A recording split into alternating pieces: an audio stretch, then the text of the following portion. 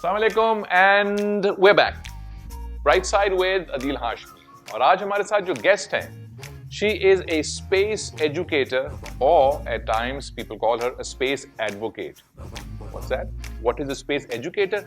I don't know. Space educator या space advocate एक वो इंसान है जो आउटर स्पेस के हवाले से लोगों को अवेयरनेस देता है कि बाहर स्पेस में क्या यूनिवर्स है, क्या कायनात है, वहाँ पे क्या कुछ होता है, और वो फ्रिमली उसको एडवोकेट भी करता है। आसान अल्फाज में कहूँ तो स्पेस में ना सिर्फ हमारे यहाँ बल्कि ऑल ओवर द वर्ल्ड बहुत सी मिथ्स हैं, मिसकंसेप्शंस हैं जिनको हम डीबंक करते हैं। कायनात और मशीयत के राज बताती हैं वो बच्चों को। ऑनेस्टली मेरे पास तस्वीरें हैं जिसमें बच्चों के वो तस्वीरें देखते हुए जब मैं सन की पिक्चर दिखा रही हूँ और बता रही हूँ कि देखो बेटा ये सन से जो एक ऐसे सोलर प्रोमिनेंस निकल रहा है, अर्थ का साइज सिर्फ इतना सा है, बच्चों के मुंह खुले के खुले रह जाते हैं। Let's meet Yumna Majeed.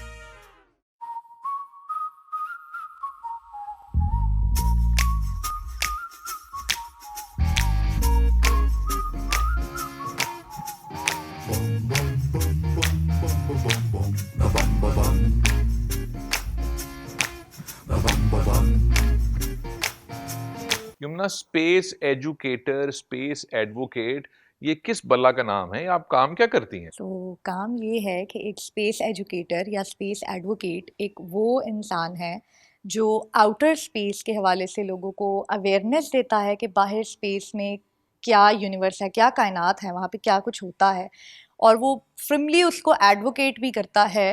अगर मैं बिल्कुल आसान अल्फाज में कहूँ तो स्पेस में ना सिर्फ हमारे यहाँ बल्कि ऑल ओवर द वर्ल्ड बहुत सी मिथ्स हैं, मिसकंसेप्शंस हैं जिनको हम डीबंक करते हैं। मिसाल के तौर पे सबसे ज़्यादा गर्म प्लैनेट किसे कहा जाता है? I am guessing mercury. Yes, but that's not true. Mercury चाहे सूरज के सबसे ज़्यादा करीब प्लैनेट है, लेकिन वो गर्म तरीन प्लैनेट नहीं है because of its composition, and because of its composition Venus is actually the hottest planet of our solar system. तो ये कुछ ऐसी चीज़ें हैं, बल्कि बहुत सी ऐसी चीज़ें हैं जो हम लोगों को सही नहीं पता होती, और ये हमारे करिकुलम का हिस्सा भी अगर होती हैं तो समटाइम्स अपडेटेड नहीं होती। तो ये चीज़ें बच्चों को जाके स्कूल्स में बताना, ना सिर्फ बच्चों को बल्कि बड़ों को भी कुछ फैक्ट्स बताना, और how amazing the universe is, ये बातों के बारे में बताना, that's space education. is eternally fascinating. It is absolutely fascinating. आपने चूंकि मैंने इम्तिहान लिया तो मेरा फर्ज है कि मैं भी आपका इम्तिहान लूं। Sure. अच्छा, जो हमारा सोलर सिस्टम है उसमें सब प्लैनेट्स एक तरफ घूमते हैं सिवाय एक के, वो उलट घूमता है, वो कौन सा है? Venus? Yes, it's Venus. And that is why men are from Mars and women are from Venus. क्योंकि औरतें जो हैं वो उल्टा ही घूमती हैं, या वो ठीक घूमती है, मर्द उल्टा घूमते हैं। Either way. Okay. Either way. So choose one of these: space educator or space advocate, or a real astronaut. A real astronaut for sure. Really? Yes, because I say that becoming a space educator was never my goal. I became this accidentally, and that's a beautiful accident. I love what I do. I love interacting with kids, telling them about space. But my dream was initially to become an astronaut, and it's not like an old dream. It still is. I still want to become an astronaut. I still see myself like exploring the unexplored universe. Explore तो काफी कर ली universe हमने. But there is still a lot of There it. is so much more. बहुत So कुछ much है more. अभी भी. Is there, physical जो demands बहुत ज्यादा होती हैं astronauts की ट्रेनिंग में, is there a time or a best age to become an astronaut, या ये किसी उम्र में भी one can train and become an astronaut? Sir, average age देखें तो it's between 35 to 40. तो आपके पास तो अभी कोई 34 साल है, इसका मतलब है? But sir, अब अभी तो बहुत वक्त है। अब if you are working really hard और पहले से ही, और टेक्नोलॉजी भी इतनी आ गई है, so now there is no restriction of age. अगर scientifically देखें, governmental space agencies देखें तो they of course take a lot of medical and physical testing, सारी training and all. But now there are private space companies who are just going up to space and they come back after a joyride. उसमें 18 साल से लेके 80 साल की female तक वो गए हैं। तो उसमें ये होता है कि आपने इतनी देर स्पेस में नहीं रहना होता, but physical requirements are important because astronauts stay in space for at least 2 to 3 months, जितने भी टाइम के लिए रहते हैं, तो स्पेस में मौजूद रेडिएशंस और वहाँ का इन्वायरमेंट जो है वो बॉडी पे अफेक्ट करता है। तो एस्ट्रोनॉट्स ऐसे भी होते हैं जिनको थोड़ा बहुत ब्लड प्रेशर का प्रॉब्लम होता है, जिनकी थोड़ी सी आई साइट वीक होती है या थोड़ी सी डायबिटीज़ भी होती हैं, but somehow they're controlled if they are fulfilling the other criteria. In the very beginning it was very strict, and that's why all the space agencies वो आर्मी के लोगों को, आर्म फोर्सेस के लोगों को प्रेफर किया जाता था because they are physically fit. पर अब तो times are changing and they are sending scientist as well. Doctor बनने के लिए एमबीबीएस करना होता है, कोई अफसर बनने के लिए सीएसएस करना होता है। एस्ट्रोनॉट बनने के लिए what's the path, what do I do to become an astronaut? That's my favorite question. There is no specific degree that you need to do to become an astronaut. मैं हमेशा ये कहती हूँ कि there is space for everyone in space. ये बस आप पे है, आपकी डिटर्मिनेशन है, एंड फर्स्ट ऑफ ऑल आपको पता होना चाहिए कि आप क्या चाहते हो, and then you can work hard on it and you can get it. एक एस्ट्रोनॉट एक डॉक्टर भी हो सकता है, एक एस्ट्रोनॉट एक इंजीनियर भी हो सकता है, एक एस्ट्रोनॉट एक मॉलिक्यूलर बायोलॉजिस्ट भी हो सकता है, एक एस्ट्रोनॉट एक आर्किटेक्ट भी हो सकता है, एक एस्ट्रोनॉट शायद एक लॉयर भी हो सकता है। बात सिर्फ ये है कि आप जो डिग्री कर रहे हैं एस्ट्रोनॉट बनने का, जो कुछ बेसिक क्राइटेरियाज हैं उसमें आता है कि आपके पास कोई स्टेम की डिग्री हो, यानी कि साइंसेस मैथ्स से रिलेटेड आपकी डिग्री हो, और मास्टर्स एटलीस्ट हो, डबल मास्टर्स हो। जो भी आप करते हैं, जो आप क्लेम करते हैं ना कि मैंने ये किया है, उसमें आप मैं ये नहीं कहूँगी कि परफेक्ट हो, but if you say that I can do this, then you should definitely be able to do this. Apart from that, a lot of other skills matter. आपका एक बहुत डाइवर्स सा प्रोफाइल जो है वो बहुत मैटर करता है। फॉर एग्जांपल, लैंग्वेज आपको लाजमी सीखनी होती है। ऊपर सिर्फ इंग्लिश नहीं, इंटरनेशनल स्पेस स्टेशन पे सिर्फ इंग्लिश नहीं बोली जाती, there is this language mixture of Russian and English. तो आपको रशियन ज़रूरी आनी चाहिए, या फ्रेंच लैंग्वेजेस। फिजिकल पार्ट में तो बाद में आते हैं। अपार्ट फ्रॉम दैट आपके स्किल्स, आपके ट्रेनिंग्स, फॉर एग्जांपल एस्ट्रोनॉट्स की जितनी भी ट्रेनिंग होती है वो अंडर वाटर होती है। तो you should be a scuba diver, you should know a bit how to fly, so you should have a pilot license. तो sky diving, scuba diving, pilot license, इस तरह की कुछ आपकी ट्रेनिंग्स होनी चाहिए। स्किल्स, सॉफ्ट स्किल्स आपके of course matter करेंगे कि आप कितने डिफरेंट हैं बाकियों से। बेसिकली वही बात है कि डिग्री तो बहुत लोग करते हैं, but what makes you stand out from the pool? If there are 1000 geneticists, then what have you done, what specific research or what fellowship you have done which makes you stand out from the pool of 1000 geneticists? मिसाल के तौर पे आपने Antarctica में जाके कोई research की है, और अंटार्कटिका के एक्सट्रीम टेम्परेचर में रहते हुए you have done that research for 1 year. You have not only used your mental expertise, but आपने physically भी वो चीज़ जो है वो फेस की है, वहाँ का एक्सट्रीम इन्वायरमेंट फेस किया है, और ऑफ कोर्स आपकी बॉडी ने उस चीज़ को अडेप्ट किया है, so you know how to do that.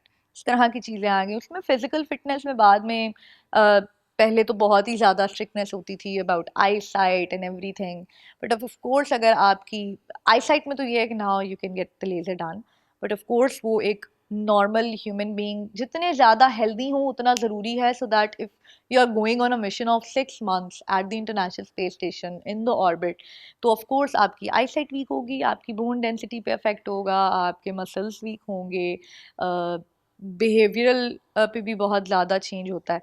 तो हमें ना सिर्फ फिज़िकल हेल्थ इसमें इम्पॉर्टेंट होती है, बल्कि एक बंदे की इमोशनल इंटेलिजेंस और मेंटल हेल्थ भी मैटर करती है कि is that person is able to work in a team, और इस तरह की बहुत सी चीज़ें हैं जो मैटर करती हैं। तो आई वुड से कि ये एक सेट ऑफ डाइवर्स स्किल है which not only takes your degrees, like even if you have pile of degrees, इसका मतलब ये नहीं है कि you are eligible.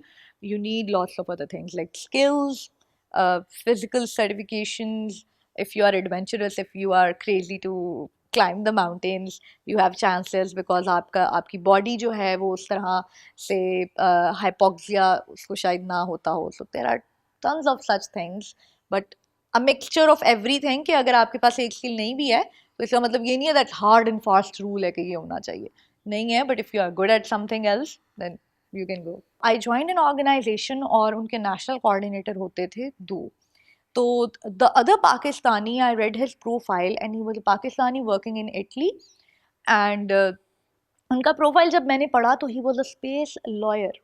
Space lawyer? Yes, और मैं I was like, हमें स्पेस में वकीलों की क्या जरूरत है? Then I भाई read. अब इंटरनेशनल स्पेस स्टेशन पे कोई किसी को सुन मार दे तो वहां तो क्या उसूल वहां के ऊपर कौन से मुल्क का कानून लागू होगा बिल्कुल कुछ होने के ऊपर? बिल्कुल वो तो लॉयर बताएगा ना। बिल्कुल. So there are a lot of things जो वाओ। स्पेस में हमें मतलब वकीलों की भी ज़रूरत होती है, और सैटेलाइट्स की, जैसे अर्थ के इर्द गिर्द हर मुल्क की पार्किंग लॉट होता है कि हम ऑर्बिट में कौन सा मुल्क कहाँ पे अपनी सैटेलाइट जो है वो पार्क कर सकता है. So for these things and a lot of other policy making things, क्योंकि ऑफ कोर्स स्पेस तो किसी एक मुल्क की नहीं है ना, स्पेस इज़ फॉर एवरीवन. तो उसके लिए भी ऑफ कोर्स वकील भी चाहिए होते हैं. All the missions that go to space, उन सबका एक पैच डिज़ाइन होता है. अगर किसी के यूनिफॉर्म पे देखे जाएं आप, काफ़ी पैच लगे हुए होते हैं, और वो पैच बहुत डिटेल्ड होते हैं. उन पे ना सिर्फ एस्ट्रोनॉट्स के नाम लिखे होते हैं, बल्कि कुछ स्पेसिफिक जो आर्ट वर्क बेसिकली किया जाता है ना, वो आपको उस पैच की बैक पे मिलता है कि आर्टिस्ट ने कितनी डेप्थ में जाके वो एक मिशन पैच डिज़ाइन किया है. सो आर्टिस्ट भी स्पेस इंडस्ट्रीज में रिक्वायर्ड हैं. और अब तो जितना ज़माना है सोशल मीडिया का, दे नीड न्यूज़ या reporters, they need social media manager, graphic designers. So there is space for everyone in space. It's just about कि आप खुद क्या चाहते हो और आप कैसे अपना रास्ता बना रहे हो. आपने हबल टेलीस्कोप की कोई फोटोग्राफ्स देखी हैं जो उन्होंने अर्थ पे भेजी हैं पिछले 20 एक? हबल तो पहले भेजी थी हाँ। जी. ये है कि नॉट स्पेसिफिकली, बट ये होता है कि when ever I make my presentations, तो ऑफ कोर्स मैं चांद तारे क्लास में तो नहीं ला सकती, तो आई यूज़ दीज इमेजेस कि मैं बच्चों को वो इमेजेस दिखाऊं, और उनको ये भी बताऊं कि हमें ना वो अमेरिकन साइंस फाई मूवी देख के, हॉलीवुड मूवीज देख के हमें लगता है कि यार ये जो एलियंस हैं ये हमेशा अमेरिका पे ही क्यों हाँ हमला हाँ करते हैं, हाँ हाँ ये हाँ। चांद तारे जो हैं ये हमेशा अमेरिका से ही क्यों क्यों? नजर आते हैं. तो ये भी बच्चों को बताना टेलीस्कोप दिखा के कि बच्चों we can actually, the sky is the same. ठीक है, तो हम पाकिस्तान से भी ये चीज़ें देख सकते हैं, and it's all about the resources and light pollution या एज वेल. या कि अगर आप सहराओं में जाएं, फिर लाइक बच्चों को ये बताना कि अगर आप लोग गाँव में जाओ ना, तो गाँव में आपको आसमान साफ दिखेगा, बिल्कुल बिल्कुल सही। शहर में आपको आसमान हाँ साफ नहीं दिखेगा. हाँ। क्यों नहीं दिखेगा, उसकी भी इम्पोर्टेंस. लाइक अभी रिसेंट कल था अर्थ hour, when you had to switch off all the lights and do stargazing, read a book or anything. And I honestly tried. I took my telescope up on the rooftop, but मजाल है लोग lights off कर दें. Like there were big street lights all over the place जो आप नहीं बंद कर पाते. तो we have to raise more awareness so that people actually take step. जब बच्चों को एक्सपोज करती हैं आप आइडिया से, स्पेस से, स्पेस की इंटरेस्टिंग बातों से, वो तस्वीरें देखते हैं, इमेजेस देखते हैं स्टार्स की या प्लैनेट्स की, what kind of questions do they ask? Are they fascinated, या वो कहते हैं मैडम यहाँ तो, how does a young mind think about space? Sir इसमें दो तरह के जवाबात मिलते हैं, and that division is unfortunately on because of the socio economic background. When I go to government schools, ठीक है, वहाँ पे तो आपको ऐसे लगेगा जैसे like kids will go crazy, और उनको लगेगा कि मतलब उनके इतने मुंह खुल जाएंगे. ऑनेस्टली मेरे पास तस्वीरें हैं जिसमें बच्चों के वो तस्वीरें देखते हुए, जब मैं सन की पिक्चर दिखा रही हूँ और बता रही हूँ कि देखो बेटा ये सन से जो एक ऐसे सोलर प्रोमिनेंस निकल रहा है, अर्थ का साइज सिर्फ इतना सा है, बच्चों के मुंह खुले के खुले रह जाते हैं. आई वेंट टू बारा खाऊ, एक इलाका है इस्लामाबाद के आउटस्कर्ट्स में, और वहाँ पे मेरा कमिटमेंट थी कि मैंने सिर्फ एक क्लास के बच्चों को, क्लास 5 के बच्चों को दिखाना है. ब्रेक हो गई, मेरी टेलीस्कोप बाहर पड़ी हुई थी, 200 बच्चे उस एक मासूम टेलीस्कोप के पीछे लाइन लगा के खड़े हुए थे कि हमने तो देखना है. और मुझे उनको कहना नहीं पड़ा, वो खुद ही कि उन्होंने देखना था, उन्होंने आराम से लाइन बना ली. मुझे किसी टीचर की हेल्प वगैरह नहीं इतनी लेनी पड़ी. उनको बहुत ज़्यादा शौक होता है, उनके बहुत ही इनोसेंट सवाल होते हैं सर के. Literally sometimes I I feel के मैं कितनी मैं शायद कि मैं ये चीज़ें जानती हूँ, तो मैं प्रिविलेज्ड हूँ, and I should forward this to them. I feel so like sometimes heartbroken when I go to these schools. I love working at these schools. I'm so sorry.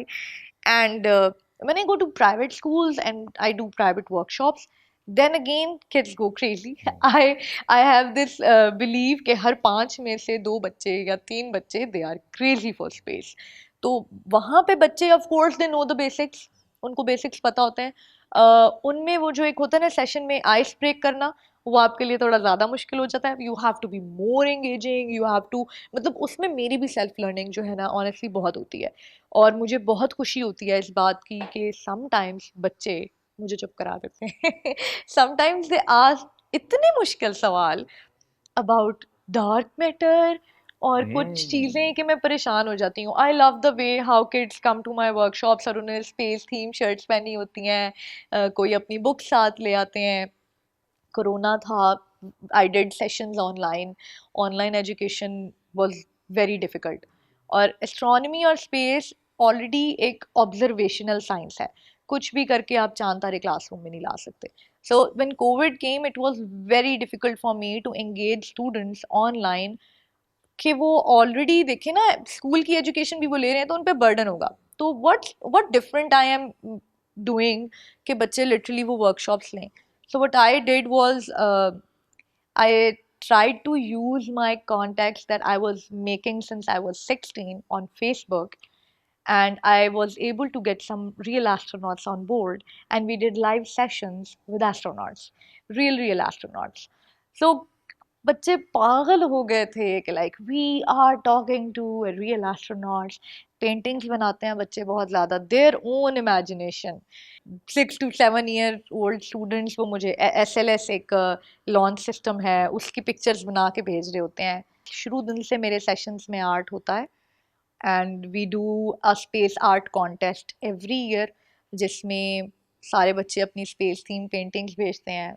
यकीन करें एंट्रीज निकालना बहुत मुश्किल हो जाता है because every painting is amazing. और फिर उनमें से कुछ पेंटिंग्स जो हैं जो टॉप की होती हैं we send them to another organization in US. वो बाकी आर्ट वर्क्स का हिस्सा बनती हैं. Sometimes they go to space as well. Wow. तो गैलरीज में लगती हैं, समटाइम उनके स्पेस सूट बनते हैं and they are exhibited all around the world just to show unity because not from Pakistan, बाकी मुल्कों से भी बच्चे पेंट करते हैं. तो art is a very good medium to teach kids. So the response from both communities is always amazing, but there is a huge socio-economic gap. आपके पास जो आउटर स्पेस के which is from Mars, from the moon or other meteorites की जो collection एक है, tell us about those, जिसमें से आपने मुझे भी कुछ देना है एक आध पत्थर. तो सोचूंगी अभी तो like they are like my जान के टुकड़े, तो मैं अभी नहीं मैं दे रही. So but I will try my best. That's basically a set of 13 meteorites that I got as a gift from a friend that is again from educational purpose. मैं ये नहीं चाहूँगी कि if I have something तो मैं बस उसको छुपा के रख लूँ और मैं उसको इस्तेमाल ना करूँ. अनफॉर्चुनेटली ड्यू टू कोविड मैं and due to some other reasons as well मैं उनकी कोई प्रॉपर एग्जीबिशन नहीं कर पाई अब तक. बट मैं बहुत चाहती हूँ कि चाहे वो पत्थर बहुत छोटे छोटे हैं but I want to do exhibitions ताकि जहाँ लोग आएँ और उनको देख सकें. वो 13 डिफरेंट रॉक्स हैं, छोटे हैं ऑफ कोर्स, वो अपनी एग्जैक्ट उस हालत में स्पेस से नहीं गिरे हुए. उनका मतलब है कि वो बड़े पत्थर गिरे हुए हैं और उनके फिर पीसेस हो जाते हैं बड़ी एहतियात से, और उन वो पीसेस फिर सेल होते हैं, रिसर्च लैब्स में जाते हैं, यूनिवर्सिटीज़ के बच्चे उन पे काम करते हैं.